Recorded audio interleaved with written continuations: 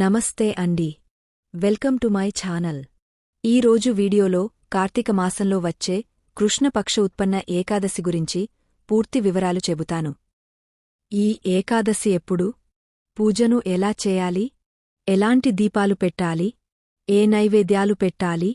ఉపవాసం ఎలా ఉండాలి? పారణ ఎప్పుడు చేయాలి? అన్ని కూడా చాలా సింపుల్గా చెప్పబోతున్నాను. వీడియో మొదలుపెట్టే ముందు ఒక చిన్న లైక్ చేస్తే మాకెంతో ఉత్సాహం వస్తుంది. ఇంకా వీడియో మరికొందరికి చేరుతుంది. ఉత్పన్న ఏకాదశి వివరాలు. 2025లో ఉత్పన్న ఏకాదశి నవంబర్ 15 శనివారం. తిథి ప్రారంభం తెల్లవారుజామున 3:34 am.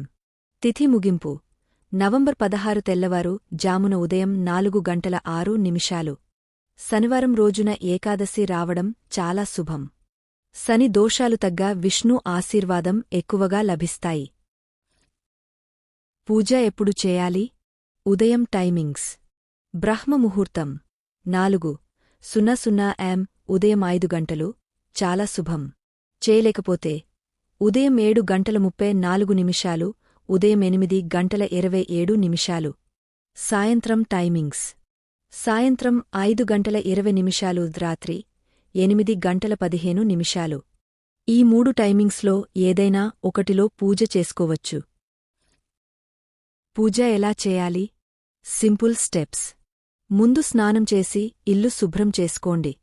పూజామందిరంలో విష్ణుమూర్తి లక్ష్మీదేవి పటం పెట్టండి. లేకుంటే దశావతారాల్లో ఏదైనా అవతారపు ఫోటో పెట్టండి.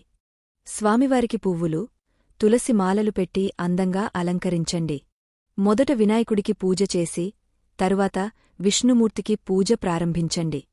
అగరబత్తి, ధూపం, పసుపు, కుంకుమ, అక్షింత, పువ్వులు సమర్పించండి. తులసి దళాలు, పసుపు పువ్వులతో పూజ చేయండి. విష్ణు అష్టోత్తరం, సహస్రనామం, గోవిందనామాలు ఏవి వచ్చాయో అవి చదవండి. రాకపోతే ఓం నమో భగవతే వాసుదేవాయ మంత్రం 108 సార్లు జపించండి. ఈరోజు పెట్టాల్సిన దీపాలు. పిండి దీపాలు. చందన దీపం చాలా శుభం.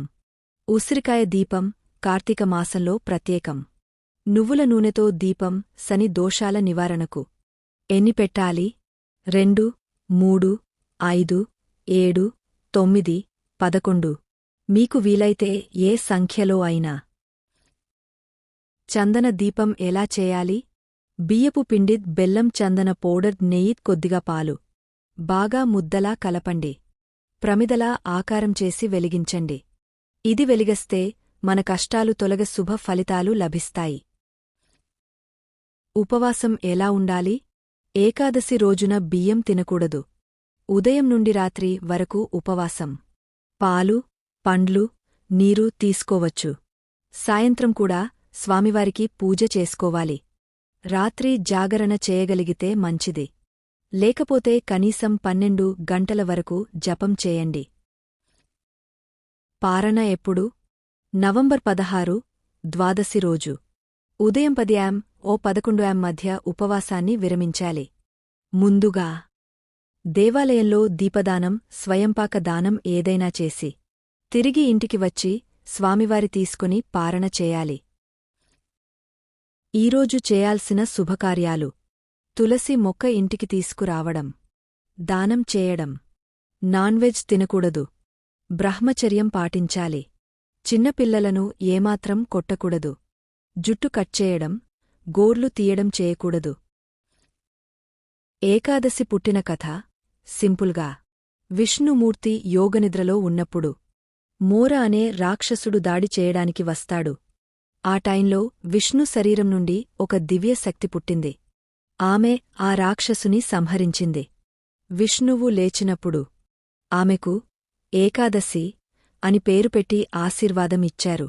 అప్పటినుండి ఏకాదశి రోజు చాలా పవిత్రంగా భావించబడుతుంది. ముగింపు. ఈ ఉత్పన్న ఏకాదశి రోజు ఇలా పూజ చేస్తే విష్ణుమూర్తి, లక్ష్మీదేవి అనుగ్రహం మనపై ఉంటుంది. పాపాలు తొలగి శుభఫలాలు లభిస్తాయి. నమస్కారం.